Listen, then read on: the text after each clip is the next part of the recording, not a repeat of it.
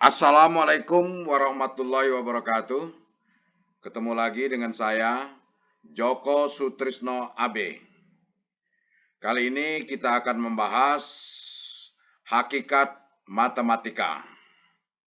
Pada bagian pertama ini akan kita bahas atau akan saya paparkan berkenaan dengan peran dan pengertian matematika.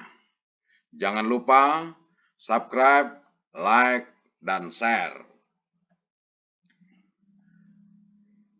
Matematika itu diajarkan dari mulai taman kanak-kanak sampai dengan perguruan tinggi. Dalam kata yang lain, matematika diajarkan di seluruh jenjang pendidikan formal. Pertanyaannya mengapa? Salah satu jawabannya adalah karena peran matematika. Jadi matematika penting dan perlu diajarkan di semua jenjang pendidikan karena peran matematika. Matematika memiliki peranan penting dalam berbagai aspek kehidupan. Kita lihat dalam kehidupan kita, banyak permasalahan yang harus diselesaikan dengan menggunakan matematika. Seperti menghitung, mengukur, dan lain-lain. Matematika digunakan di berbagai bidang, seperti sains, teknik, kedokteran atau kesehatan, psikologi, sosial, dan ekonomi. Sampai-sampai tanpa kita sadari kita ke warung, beli gula, sekilo berapa, memberikan uang 50.000, kembaliannya berapa, dan seterusnya. Tanpa kita sadari, matematika berperan di dalamnya. Selain itu, banyak data dan informasi yang disampaikan orang menggunakan bahasa matematika. Melalui tabel, grafik, diagram, persamaan, dan lain-lain. Yang menunjukkan bahwa matematika sangat berperan dewasa ini.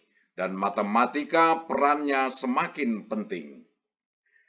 Matematika sebagai ilmu yang universal, yang dapat memajukan daya pikir serta analisa manusia, dan yang mendasari perkembangan ilmu pengetahuan dan teknologi.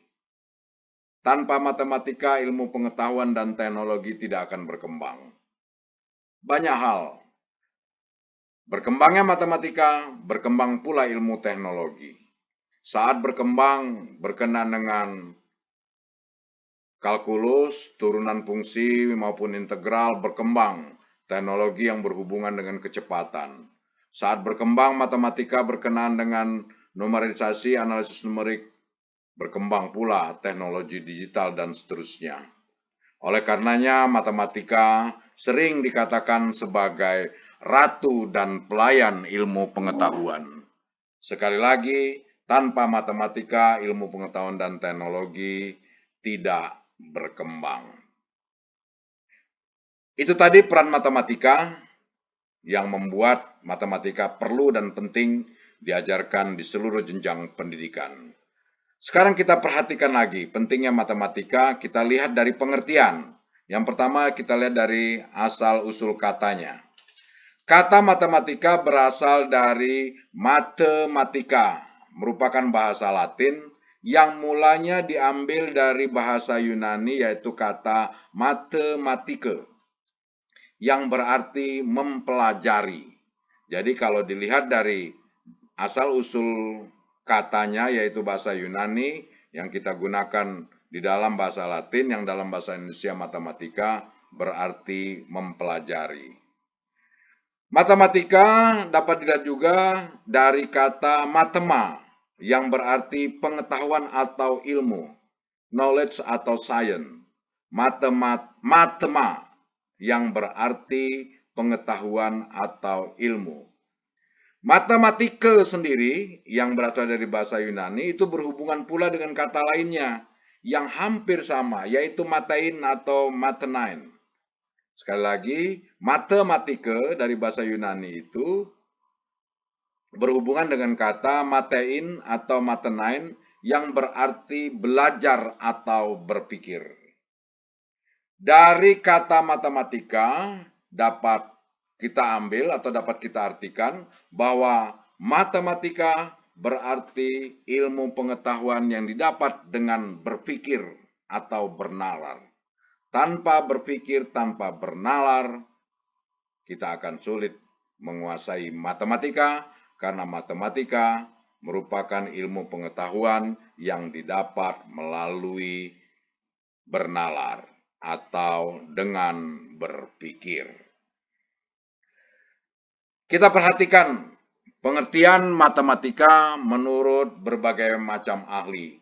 Sampai saat ini belum ada kesepakatan sebuah definisi dari matematika. Jadi dapat diilustrasikan banyak ahli mendefinisi matematika sangat tergantung ditinjau dari sudut apa. Bisa diilustrasikan seperti mendefinisikan gajah. Sekali lagi, saya ilustrasikan mendefinisikan gajah. Ada yang melihat telinganya. Wah, gajah itu adalah binatang yang tipis, lebar, dan seterusnya. Ada yang melihat dari belalainya. Gajah adalah binatang yang belalainya hidungnya panjang. Ada yang melihat dari tubuhnya. Gajah adalah binatang yang berbadan besar dan seterusnya. Begitu pula pengertian matematika menurut ahli. Yang pertama menurut Karen Jefferson, dia mengatakan bahwa matematika adalah tentang belajar untuk menghitung. Tidak salah, benar, memang matematika berisi tentang hitung-menghitung. Berikutnya Profesor Rusefendi mengatakan bahwa matematika terorganisasikan dari unsur-unsur yang tidak didefinisikan. Kemudian didefinisikan, lahir aksioma-aksioma, sesuatu yang tidak perlu dibuktikan. Dari aksioma-aksioma lahir dalil-dalil. Inilah yang dapat dikatakan bahwa matematika ilmu tentang struktur. Karena matematika berasal dari sesuatu yang tidak didefinisikan, kemudian terdefinisi, lahir aksioma-aksioma dan postulat-postulat, kemudian dari aksioma-aksioma lahir teorema-teorema atau dalil-dalil. Dalil-dalil atau teorema-teorema tersebut dapat dibuktikan kebenarannya yang berlaku umum. Karena itulah matematika disebut dengan ilmu deduktif. Jadi Rusefendi mengatakan bahwa matematika sebagai ilmu terstruktur dan sebagai ilmu deduktif. Berikutnya Johnson dan Rising mengatakan bahwa matematika adalah bahasa yang menggunakan istilah yang didefinisikan dengan cermat, jelas, dan akurat representasinya dengan simbol dan padat. Jadi jelas, akurat melalui simbol dan padat. Lebih berupa bahasa simbol mengenai ide sesuatu daripada bunyi. Dan matematika itu adalah suatu seni. Keindahannya terdapat pada keterurutan dan keharmonisannya.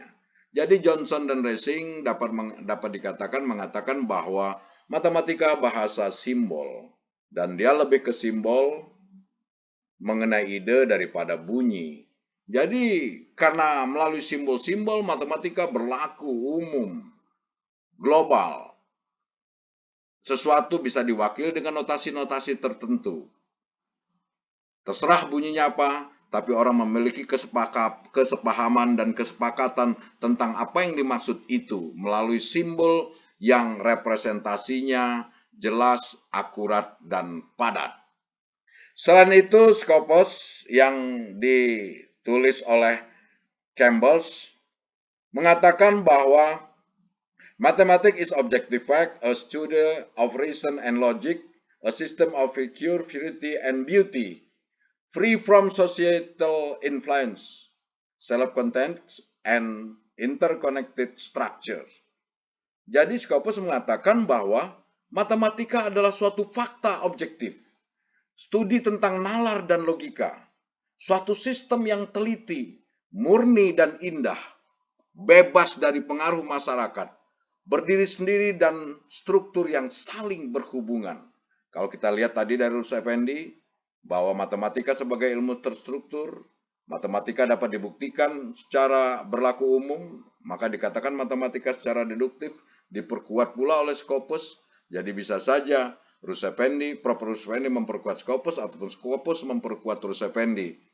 Bahwa matematik berasal dari fakta objektif, melalui proses nalar dan logika menghasilkan suatu konsep yang saling berhubungan. Selain itu, Sujono menjelaskan bahwa matematika sebagai cabang ilmu pengetahuan yang terorganisir secara sistematis. Matematika merupakan ilmu pengetahuan tentang penalaran yang logik dan masalah yang berhubungan dengan bilangan. Kemudian dia pun mengatakan bahwa matematika sebagai ilmu bantu dalam menginterpretasikan berbagai ide dan kesimpulan. Dari penjelasan beberapa ahli ini, saya ulangi lagi, dari berbagai pendapat ahli berkenaan dengan pengertian matematik, sebetulnya banyak lagi ahli-ahli yang menjelaskan makna atau pengertian matematika. Pada hakikatnya, menyatakan bahwa matematika itu ilmu tentang bilangan dan ruang. Matematika merupakan bahasa simbol. Matematika adalah bahasa numerik. Matematika adalah ilmu yang abstrak dan deduktif. Matematika adalah metode berpikir logis. Matematika adalah ilmu yang mempelajari hubungan antar pola, bentuk, dan struktur. Kemudian, matematika adalah ratunya ilmu dan sebagai pelayan ilmu. Jadi saya ulangi lagi, dari berbagai pendapat ahli berkenaan dengan pengertian matematika, banyak yang mengatakan bahwa matematika adalah ilmu tentang bilangan dan ruang, matematika merupakan bahasa simbol, matematika bahasa numerik, matematika ilmu yang abstrak dan deduktif, matematika adalah metode berpikir logis, matematika adalah ilmu yang mempelajari hubungan, pola, bentuk, dan struktur. Kemudian matematika adalah ratu ilmu dan sebagai pelayan ilmu. Kalau kita lihat mulai dari makna kata hingga beberapa pengertian yang disampaikan oleh para ahli, kita dapat jelaskan bahwa matematika terbentuk dari pengalaman manusia secara empiris. Kemudian pengalaman itu diproses di alam pikiran atau dalam dunia rasio. Diolah dan dianalisis dalam struktur konektif dengan penalaran sehingga terbentuk konsep-konsep matematika. Jadi konsep-konsep matematika itu sebetulnya sesuatu yang bersifat abstrak yang berasal dari pengalaman. Dikatakan abstrak karena dia buah pikir, hasil karya pikir. Nah, agar konsep-konsep matematika yang terbentuk itu mudah dipahami oleh orang lain dan dapat dimanipulasi secara tepat, maka digunakan bahasa matematika atau notasi matematika yang berlaku global. Jadi bersifat universal. Sekali lagi, konsep-konsep hasil karya pikir tersebut dibuat dalam bahasa matematika melalui notasi-notasi dan seterusnya berlaku global, universal, berlaku secara internasional. Nah, konsep matematika didapat karena proses berpikir. Karena itu dasar terbentuknya matematika adalah logika. Sekali lagi, dasar terbentuknya matematika adalah logika.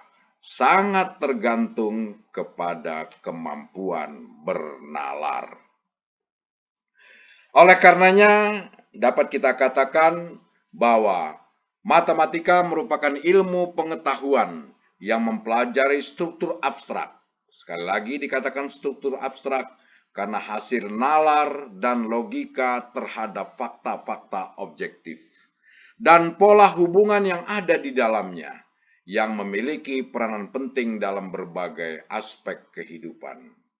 Mungkin dapat saya katakan bahwa selain matematika strukturnya berasal dari sesuatu yang tidak terdefinisi, kemudian didefinisikan, kemudian lahirlah aksioma-aksioma, postulat-postulat, Dari aksioma-aksioma atau postulat-postulat itu lahir teorema-teorema atau dalil. Selain itu, matematika tersusun dari mulai yang sederhana hingga yang kompleks.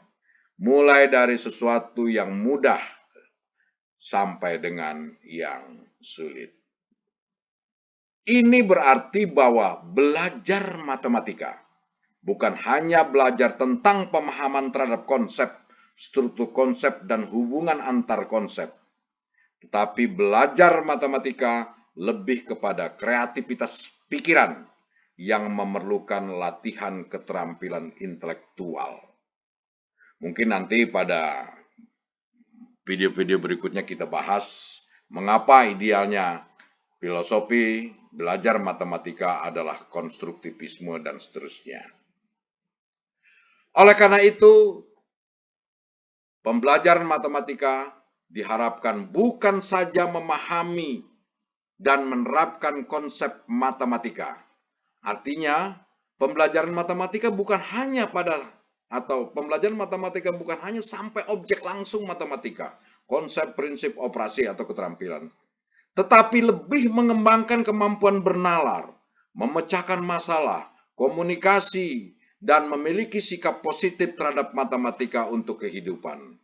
Sekali lagi, pembelajaran matematika bukan hanya membelajarkan objek langsung matematika berkenaan konsep, prinsip, operasi, ataupun keterampilan, tetapi juga lebih mengembangkan ke objek tidak langsung. Kemampuan bernalar, kemampuan pemecahan masalah, kemampuan komunikasi matematika, kemampuan koneksi matematika, dan disposisi matematika atau sikap positif terhadap matematika untuk kehidupan. Berikutnya, pendidikan matematika diharapkan dapat menyiapkan sumber daya manusia yang berkualitas, yang ditandai dengan memiliki kemampuan memperoleh, mengelola, dan memanfaatkan informasi sesuai dengan kebutuhan atau tuntutan kebutuhan. Jadi lagi-lagi, kemampuan berpikir. Matematika berasal dari kemampuan berpikir. Dengan matematika meningkatkan kemampuan berpikir. Itu semua mengapa matematika perlu diajarkan mulai dari taman kanak-kanak sampai dengan jenjang perguruan tinggi. Dalam artian dalam setiap jenjang, karena hakikat matematika dan peran matematika yang sangat penting bagi manusia dalam aspek kehidupannya. Mungkin itu bagian pertama berkenaan dengan pengertian dan peran matematika. Insya Allah nanti di bagian kedua kita akan bahas matematika sebagai ilmu deduktif, matematika sebagai ilmu terstruktur, matematika sebagai ratu dan pelayan ilmu. Terima kasih, semoga bermanfaat. Sekali lagi jangan lupa tonton terus, subscribe, like, dan share. Demikian, Assalamualaikum warahmatullahi wabarakatuh.